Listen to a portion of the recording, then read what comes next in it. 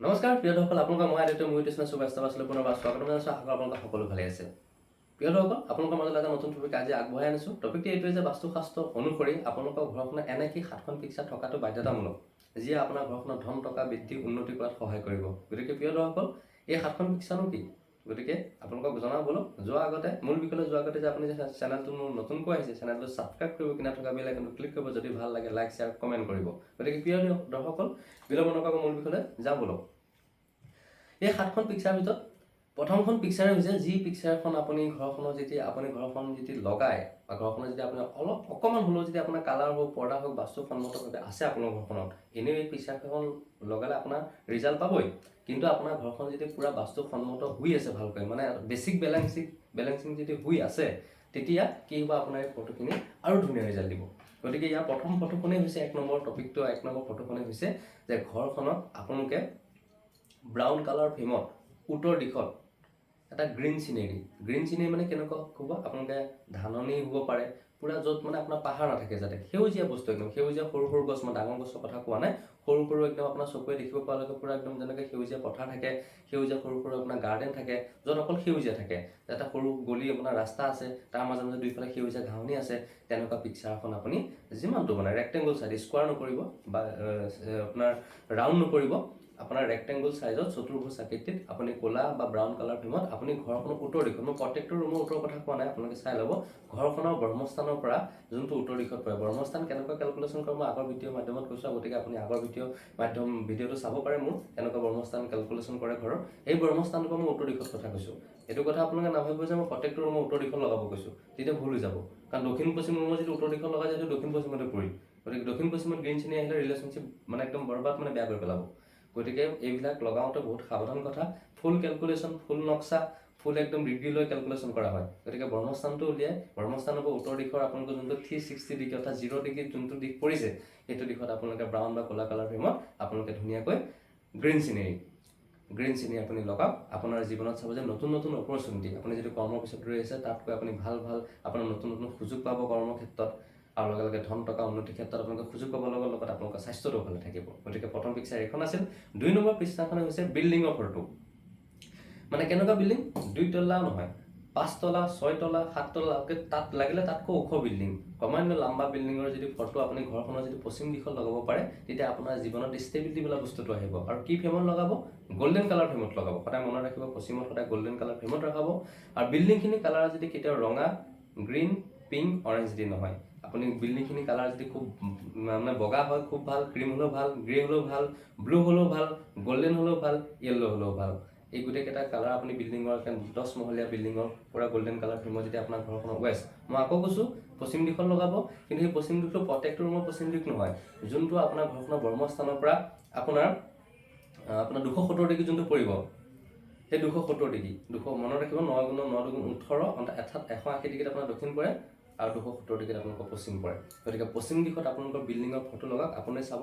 আপোনাৰ জীৱনত যেতিয়া আপুনি বেপাৰ বাণিজ্য কৰে, নতুন নতুন কাষ্টমাৰৰ লগত আপোনাৰ ৰিলেশ্যনশ্বিপ ভাল হ'ব। আৰু লগত যদি আপুনি চাকৰি ক্ষেত্ৰতো আপুনি কৰি আছে, কিন্তু আপুনি চাকৰি ক্ষেত্ৰত সিমানখিনি সন্মান পালে যিমানখিনি আপুনি বিচাৰে, তেতিয়া আপোনাৰ সন্মানো বৃদ্ধি হ'ব। যেতিয়া আপুনি ব্যৱসায় আছে, তেতিয়া আপোনাৰ ব্যৱসায়টো আপোনাৰ উন্নতি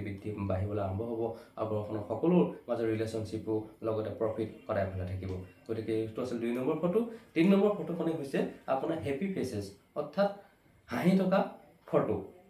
এটাত আপুনি চাব যে সেই ফটোখন চালে আপোনাৰ মনটো মানে খুবেই ভাল লাগে, যেনেকৈ হাঁহি থকা আপোনাৰ আপুনি যোনটো সুখী সময়ত যোনখন হাঁহি আছিল, সেইটো আপোনাৰ নিজৰ ছিংগল ফটো লগাব পাৰে, বা আপোনাৰ যোনটো ইমো থাকে ন, হাঁহি থকা ইম'জি, সেইটো নহ'লে আপোনাৰ সৰু পোৱালি যোনটো হাঁহি আছে, ফিলিঙত আছে, তাৰ কোনো টেনশ্যন নাই, পূৰা হাঁহি আছে, তেনেকুৱা ফটোখন আপুনি ক'লা কালাৰ বা ব্ৰাউন কালাৰ ফ্ৰেমত ঘৰৰ উত্তৰ দিশত বা ঘৰৰ পশ্চিম দিশত আপুনি লগাব পাৰে। কাৰণ এই ফটোখন যেতিয়াই চাব, আপুনি যিমানে টেনশ্যন নাহক, ফটোখন চোৱাৰ লগত আপোনাৰ জীৱনৰ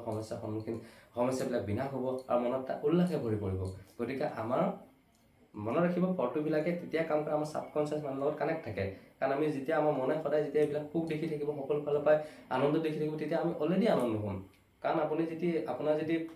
এজন ভাল মানুহ হিচাপে আপুনি গৈ পেলাই যদি পাগল এটাৰ লগত সোমাই দিয়ে, আপুনি যিমানেই ভাল নহওক কিয়, কাৰণ আপোনালোকে সদায় পাগল দেখি সদায় পাগলে হৈ যাব এদিন গৈ পেলাই। গতিকে সদায় আপুনি যদি ভাল মানুহৰ লগত থাকে, আপুনি যদি বেয়া হয়, সিহঁতৰ চৰিত্ৰ গুণ অনুসৰণ কৰি সদায় ভালেই হ'ব। গতিকে ঘৰখনত এনেকুৱা পিক্সাৰবিলাক লগত যি চাই আপুনি ভাল হৈ থাকে সদায়। গতিকে এইটো 3 নম্বৰ ফটো আছিল। মনত ৰাখিব, উত্তৰত, পূবত আৰু পশ্চিমতো লগাব পাৰে এইখন ফটো ক'লা কালাৰ ব্ৰাউন কালাৰ ফ্ৰেমত মনত ৰাখিব পশ্চিমত লগালে গল্ডেন কালাৰ ফ্ৰেমত লগাব মনত ৰাখিব ব্ৰহ্মস্থানৰ পৰা মই কৈছোঁ প্ৰত্যেকটো ৰুমৰ পশ্চিম দিশটো মানে আপোনাৰ পূব দিশটো উত্তৰ দিশটো পশ্চিম দিশটো কোৱা নাই এইটো আছিল আপোনাৰ 3 নম্বৰ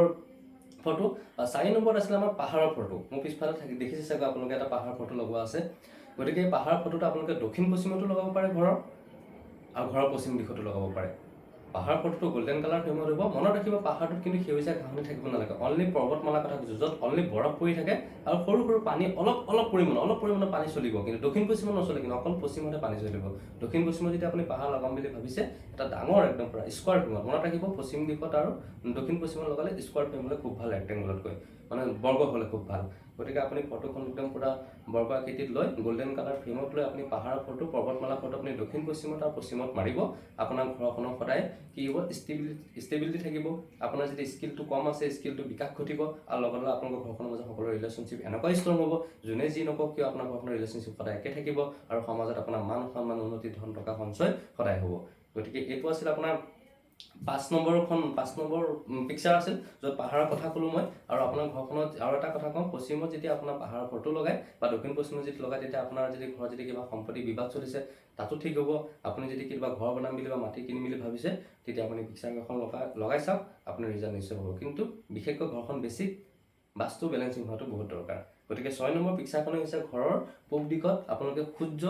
উদিত হোৱা অৰ্থাৎ ৰাতিপুৱা যেতিয়া সূৰ্য ধুনীয়াকৈ ৰঙা হৈ যেতিয়া ওলাই আহে তেতিয়া সেই পিকচাৰখন আপোনাৰ ব্ৰাউন বা ক'লা কালাৰ ফ্ৰেমত বিশেষকৈ ব্ৰাউন কালাৰ ফ্ৰেমত আপোনালোকে ৰেক্টেংগুলাৰ শ্বেপত ঘৰৰ পূব দিশত অৰ্থাৎ 90 ডিগ্ৰীৰ কথা কৈছোঁ ব্ৰহ্মস্থানৰ পৰা 90 ডিগ্ৰীৰ কথা কৈছোঁ প্ৰত্যেকটো ৰুমৰ পূব দিশৰ কথা মই কোৱা নাই কিন্তু আপোনালোকে এইটো সদায় মনত ৰাখিব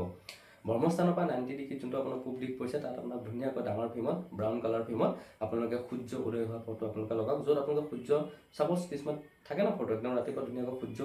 ওলাই আছে সেইখন ফটো যেতিয়া আপোনালোকৰ ঘৰত থাকিব প্ৰথমতে বা আপোনালোকৰ সকলো ঘৰৰ মানুহবিলাক এক্টিভ হ'ব কাৰণ এটাই হ'ব যে ৰাতিপুৱা সোনকালে উঠিব লাগে আৰু সোনকালে উঠি কামত যাব লাগে আৰু এলাহ ত্যাগ কৰিব লাগে কাৰণ আজিকালি জীৱনত মানুহ এলেহুৱা বহুত হৈ গৈছে কাৰণ কলিযুগ